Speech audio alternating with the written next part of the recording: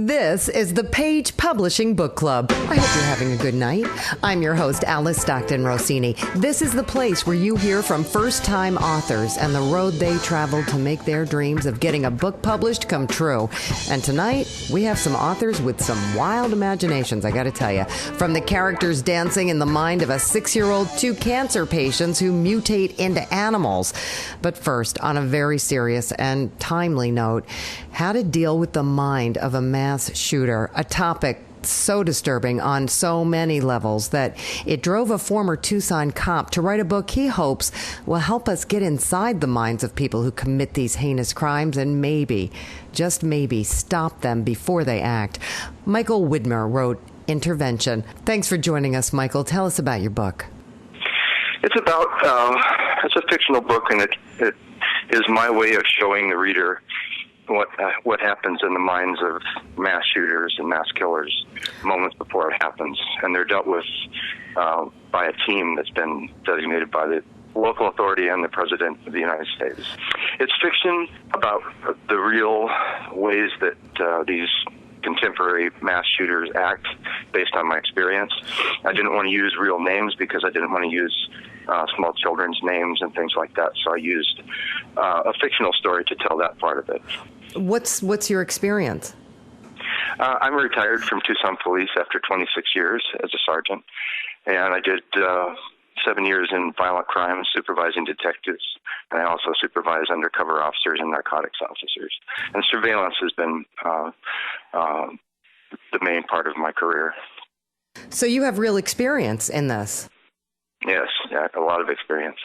And since I've retired, I've paid a lot of attention to these shootings that are going on. And that was the reason that I wrote the book, is I just don't understand the approach that even national and federal agencies are taking towards this problem. I mean, it's like talking tough and doing nothing, you know? Well, you're dealing with people with mental health issues, right? That's correct. Absolutely. Is it possible that the people dealing with these situations don't have appropriate training?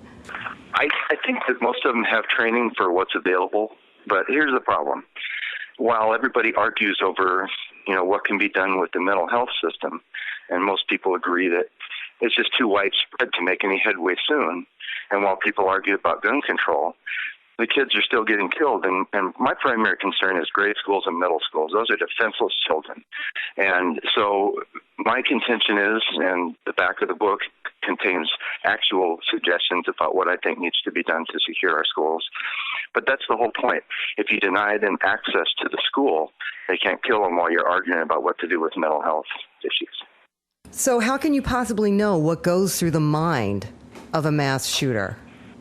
Well, in my experience, I've gone through just countless training scenarios, including homicide investigation and advanced homicide investigation, violent crimes, narcotics, undercover deals with people.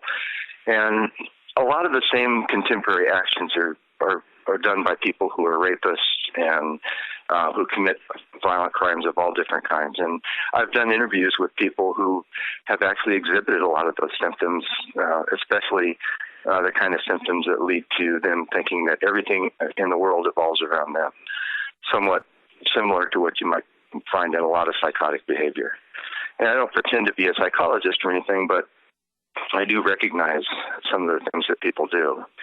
And in this book, they have a system that literally violates everyone's privacy, trying to figure out who's going to be the next shooter. So what do you suggest? Let's get some money going towards at least shoring up our schools to make sure that, one, there's a camera system to detect someone approaching, because most of these people walk right up with their weapons in their hands. Two, that there's someone within the school that has actual ability to repel an attack until the police get there. And the big problem with hearing sirens in the distance in response, which is what they're focusing on now, is that when you hear the sirens in the distance and the shooting's already started, it's over. Now it's trying to figure out why the person did it. And from where I stand, I don't care why he did it right now. What I want is to prevent him from getting in. And I think that's something that's going to have to be done in order to stop these killings of these small children. How do you prepare the person inside the school system? What do you mean by that? Let's just say, for example, that you fix the lobby of a school so that nobody can get in without going through a metal detector. And you make it so they can't shoot through the glass. They can't get into the school area through any side doors and anything like that. And then you have the local police and law enforcement volunteer teachers, someone on the staff, someone with their security, and have that person trained on the use of a rifle and have those rifles available in case someone approaches the school, and have the school district monitoring that school. A district can monitor a number of different schools with cameras for a lot less money. And what's going to have to happen, in my opinion, is that that's going to have to be the focus, not allowing them to have access to the students until the police get there. It doesn't have to be a police officer who stops this and intervenes, and that's the name of the book. On purpose is intervention. It can be by a number of different sources. I'm not saying I know everything, and in the book I make it real clear that my suggestions are a starting point for dialogue. I'm retired, and I'd like to make a difference about this, and I think it's just the wrong approach that people are taking. Every time it happens, our heart goes out to the families. We're so sorry. We're going to do everything we can. We need gun control. And gun control is not the answer. I mean, I realize that psychotic people shouldn't have guns, but you know what? If everybody concentrates on their own house and their own security, they can repel some of these things. Even Gabrielle Gifford's shooting here in Tucson could have been prevented if they used a different method of security. And you can't always knock people because they didn't. You shouldn't have to worry about this kind of stuff in our world, but guess what? We do. My intention down the road is to do some consulting on this very topic, and I believe that it's something that experts from different fields can be brought into and kind of brought together and make a difference in how these schools are designed. Yeah, I got to be truthful. I'll be really interested to see how Sandy Hook comes out because they're rebuilding it. And with a memory like that in the back of their mind, I would hope that they're definitely going to make some changes to this construction. Well, we're going to find out soon enough. I really think Sandy Hook will probably set the standard for how schools will be built from here on out. And I hope you can get your message out there, Michael, and make a difference. Thanks so much. Next up, A Journey of Faith by Colleen Baker. She wrote Where He Leads Me. Give us your story, Colleen. It's about a girl that, she was really, her dad was one of the 10 wealthiest men in the world. And, she could have had anything she wanted, but she kept having this nudging from the Lord that she should do something. So she talked to her pastor and everything, got saved, and when her dad found out, he threw her out of the house because he did not believe in God. Through a dream that she had where she was feeding and clothing little children and everything, she went to a fictitious town called Cloverdale, West Virginia. And there she helped the poor and needy in that area. And she lived next door to a very bitter man that, like her dad, he did not believe in God. And through this, she worked through it and befriended this guy and ended up marrying him and everything. And it builds you up. It builds your faith? Yes. I've drawn on this for a long time. And, I believe that through anything, that if you keep searching deep enough, that you will find what you need. And I found that through my search for the Lord also. That's great. And so you put that experience in the form of a character in a book who, no matter what, kept searching, even when her father didn't approve. Yes. She chose to serve Christ over her father. She was asked to choose, and she chose to serve Jesus. And through it all, her father did accept Jesus, even though, and it's really, really touching.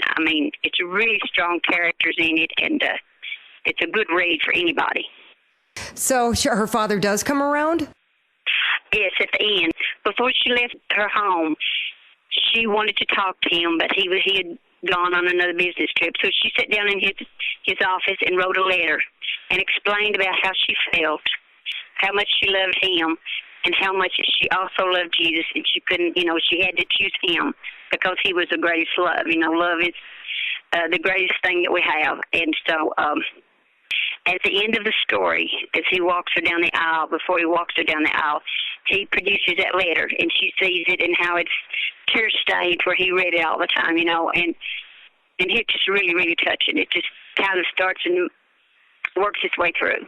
I mean, this gives you hope. This gives you inspiration. Oh, yes. Yes. I started writing, and I think it was like in 1998. I was in the house one day, and the Lord just gave this to me. Write a story about someone how they would choose their faith over the most important things in their life, and that's their family. So I sat down and I wrote a story. I mean, it took me some time to write it because I just didn't have much time doing it all at once. After I wrote it, several years later, I threw it away. And then I think back in 2007, I felt this strong urging to write it again. And so I said, Lord, if this is from you, if this is what you want me to do, then you give me the characters back and everything about it. And he did. And so in 2010, I finished it.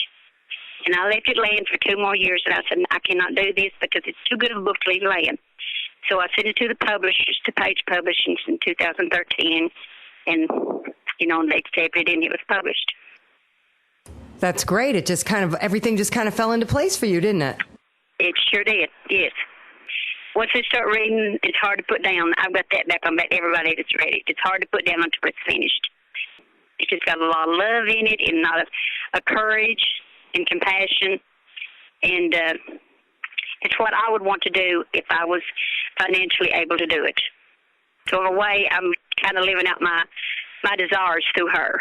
Well, I don't think you would be the first author who did that, right? I mean, wouldn't it be nice if we could all write how our lives should go and it actually turned out that way? Wouldn't that be great? Thanks so much for sharing your story, Colleen. And on the line, we have Alfred Patterson, who, like Colleen, needed some time to get his book out there, from what I understand. He wrote Fire in the Bosom. I wrote the book 50 years ago, believe it or not. And the manuscript, 50 years ago? Is that what you said? My daughter discovered it and said, hey, I worked in the library and I read a lot of books. This is good. You should publish it. That's so funny, Alfred. It's about a young man who grows up in Chicago. He skips college to take a job as a designer. And then he is married and drafted. He's never been away from home before. So the tale involves his being in service, his friend, people that he meets, the people that he builds relationships with. And he married. He was drafted after 6 months of marriage. And he didn't have a marriage, really. But his wife came to live with him off post to her station in the United States. And the book is about the things that he encountered and his eventual separation from the Army and coming back to live in civilian life. What war were you in? The Korean War. Is this like a spiritual journey? Well, there are some spiritual things involved because the woman he married, the girl he married, joined a cult. She joins a cult? There was a cult. He called it a cult at the time, and she became affiliated with it, and it like drove them apart. What kind of cult was it? It was one of the old down-home churchified cults. Does she come out of it okay, or does it ruin them? Well, he was raised in an urban environment, and she came from a rural environment, and it was like oil and water mixing. Okay, so we basically see how these two get through this relationship. Right. My daughter said it was a good book. It was a good read.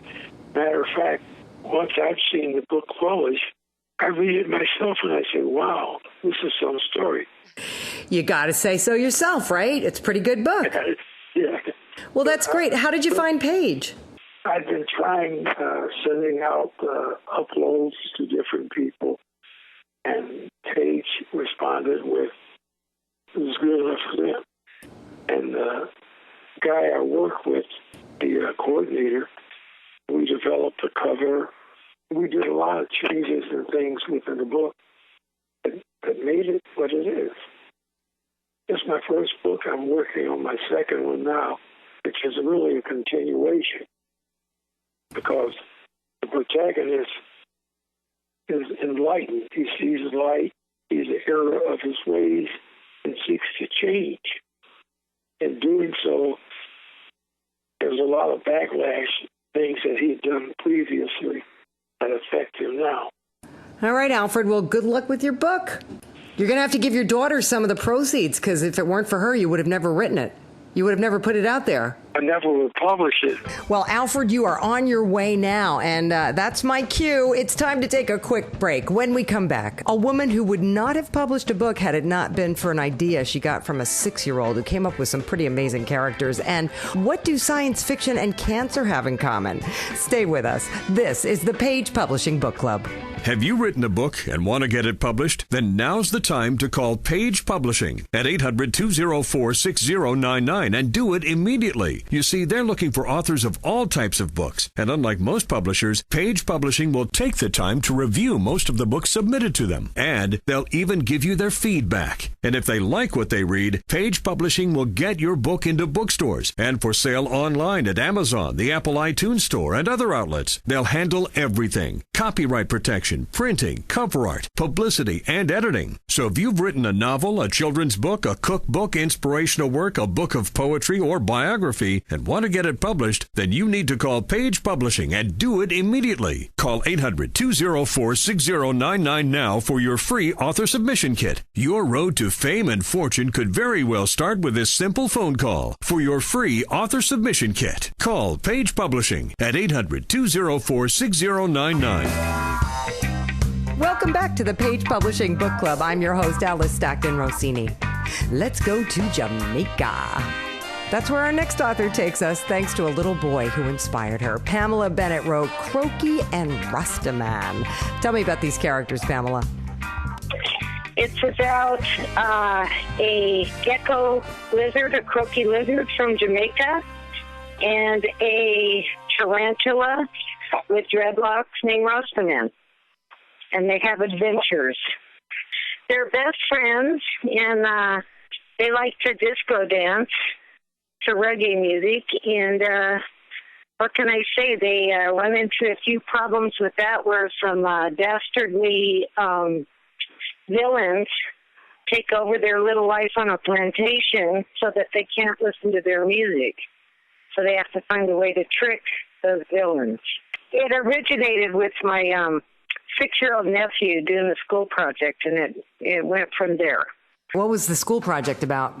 Well, he had to create some characters that could solve a problem and have an adventure. So he created these little characters, Croaky and Rastaman, and then the dastardly Stinger Man and Pumpkin Belly, which are the villains. He created a wise old owl named Miss Patu, because Patu is a Jamaican word for owl. And it was a very simple little narration, but after seeing it, I went, David, you really got something here with these characters. Would you mind if I wrote about them? And he was like, oh, no, go for it. He's like 6 years old at the time. So he must be so excited that you took his characters and made a book out of it. Well, yeah, he's now 31 years old. Oh, geez, it took a little... It started when he was 6. I went through a few rejections with the book, a few. I actually had sold it in 1999. It was supposed to come out in 2000, but the publisher was, sadly, blown out of the water by 911. So basically that dream blew up with everything else. So from there, I was kind of licking my wounds for a long time, and I thought, you know what, I'm going to try one more time. Uh-huh. And I was successful. So I had written a second adventure from that time, and so I put both adventures together and sent them off, and sure enough, someone finally listened to me that this was really good stuff. So the characters have evolved and gone on to other adventures. And how did you find Paige? Oddly enough, I was channel flipping on the TV one day and saw an ad. And they were talking about their different kind of people and, what they do and what they don't do. So I thought, well, okay, let's give them a whirl. And here you are. Here I am. Paige has it on Amazon, on Barnes & Noble. A couple of my friends have seen it, like in France and Germany. At work, I'm telling everyone I know. Of course, my friends are. Facebook, all kinds of things like that to, just put the word out. It's pretty amazing to see your work finally out there. So it's mind-blowing. You're just like, wow, I finally did it. Big lifelong dream, and I finally did it. So I think you might have to split royalties with the 6-year-old that's now 31, right? Oh, yeah. Heck yeah. He's got student loans to pay, so that would be great. Okay. Yeah, he won't be upset about that. There's lots of student loans going for him, so yeah. Are there pictures of the characters in the book? Oh, yeah, it's all David's drawings from when he was 6. A lot of times with children's books, the publishers want their own artists. And when I had told it before, they didn't want the artwork. But they accepted the artwork at Page, and I was like, yeah, because it's so adorable. I'm really thrilled. I can't even tell you how much. Pam, do you realize you just illustrated one more reason why authors end up going with Page? It's your book. You can use your own pictures. Makes sense, right? And you're also the second author tonight who's going to have to share royalties with the child who inspired you. Thank you so much. Finally, we hear from an author who's been published before, but he decided to go with Page on this book. John Payne wrote a sci-fi novel that makes a connection between science fiction, animals, and cancer. His book is entitled Stage 4. Tell us about this title, John. Originally, Alice, I was going to title it The Christmas Assassin because somebody has to come into play and remove 3 bad killing people. But we decided to go with Stage 4 because, first of all, people they see the title in the bookstore and they, I got to see what the heck that's about. And there's a picture of one of the characters on the cover with a little blotch on his forehead, which is actually melanoma on the forehead. So, yeah, it's kind of eerie. My sister died of melanoma, so I can handle getting into the discussion of it. Is that why you wrote the book? No, not. The reason I wrote the book, Alice, is I have written a trilogy, a 3 and Out. I'm known as the 3 and Out guy because each book in my trilogy, my guy does a different job, a different thing, a different event, a different challenge.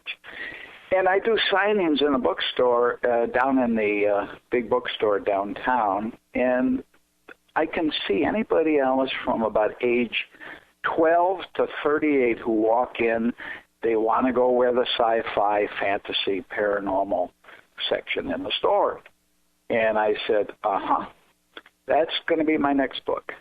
But it's not going to be one of these, excuse my term, silly or ridiculous vampire, zombie kind of thing. It's going to be a high-level fantasy where people are going to morph genetically into a life-size image of their killing pets. So I wanted to bring that standard up a little higher. Let me backtrack for a minute. You're already an author. You're already a writer. Yes, this is technically the 4th book that I have written.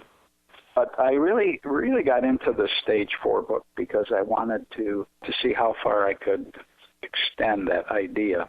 And so far, Alice, the sales have been good in the bookstore where I do sign books. There's a supply and demand equation, and I'm going to supply the demand. Yeah, but when you're talking about cancer and you're talking about Stage 4, I don't think there's anybody in America, maybe the world, who hasn't known someone touched by it in some way. So you're raising interest there. But when you talk about how is this paranormal? Well, what happens, 3 individuals, one, a lawyer in San Francisco who owns a Falcon, a kind of a metrosexual guy in Chicago who owns a Python, and a French dude in Paris owns a French Bulldog. They all have been diagnosed with Stage 4 melanoma. Their pets have kind of helped keep them alive during that terminal phase. They each have 3 or 4 weeks or so on to live. And they hear about a biochemist in South Texas who developed a cure for stage 4 melanoma. He himself a survivor, and he developed a serum from some Pona sea snails in the Indian Ocean where he was struck accidentally by the harpoon of one of these snails, and it cured his cancer. So he came back and he was going to develop a cure. So these three individuals hear through a YouTube message about the guy in South Texas. However, it costs $1 million, so each of them pay $1 million. They get their sick bodies to South Texas, and they undergo the cure. The serum is implanted in their chest. They go into a coma, and lo and behold, they go back to their respective cities, and their cancer's gone. They are cured. However, Alice, when certain environmental conditions occur, like maybe a severe lightning storm, boom, they morph genetically, chromosomally, DNA, genome, the whole 9 yards, into a gigantic image of their killing pet. And they go out killing with their pets. And the pets finally get tired and don't want their masters to kill anymore, so they try to prevent their masters from killing. However, they can't. So somebody's got to go to each of these locations and eliminate the killer. So I was in pre-med, Alice, for 4 years. Genetics was my favorite subject, so I wanted to do something that had to do with genetic fracturing, genetic mutations, and so on and so on. So I create some interesting things in that book, how to create this effect that causes them to morph.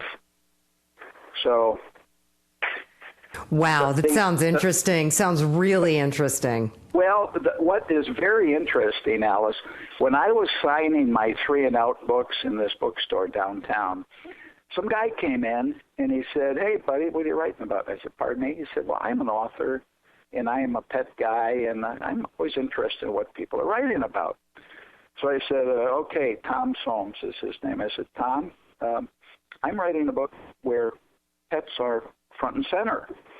They do some interesting things involving," and I gave him just a brief description. And he said, "My God, I am so excited. I just gave the keynote address to a national pet conference across the street. San Antonio is a convention town." And he said, "Would you send me the manuscript before you try to even get it published?" I said, "Why?" He said, "Well, I'm interested in the story." So I mailed him the manuscript after I finished it, and oh man, he fell in love with it. He gave some recommended changes, Alice. He came up with some interesting little doodads. And he said, "I will write however many testimonials you want, John, on this book. I love it." So he wrote, it's on the back cover, John Payne is an author much like Stephen King and his sci-fi fantasy, and Michael Crichton, his medical kind of approach to mysteries. This book should be a top 10 book within a year. Everybody who's read the back has purchased the book. That is pretty amazing. Now, you're used to signing books at your local bookstore, right? Well, I'm a friend of the owner of this big bookstore, and people from all over the world come to conventions.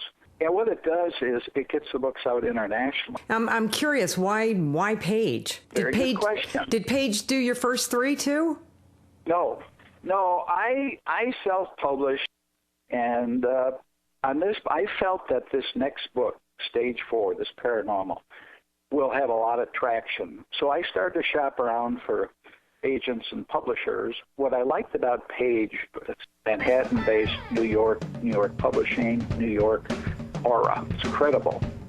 Number 2, the part of the contract says that if Page has to take books back from the wholesalers, that the author will not be liable for any of the costs of, quote, restocking. And 4 other that I was going to go with did not have that provision. And my biggest advice to new authors is get your work edited, especially if you're going to self-publish. and then go with a publisher like Page or somebody you're very comfortable with. It's a long drawn-out procedure. John, what a perfect ending for our show. Lots and lots of good information there. Thank you so much for joining us. We are out of time. I'm Alice Stockton Rossini. Come back next week for another edition of the Page Publishing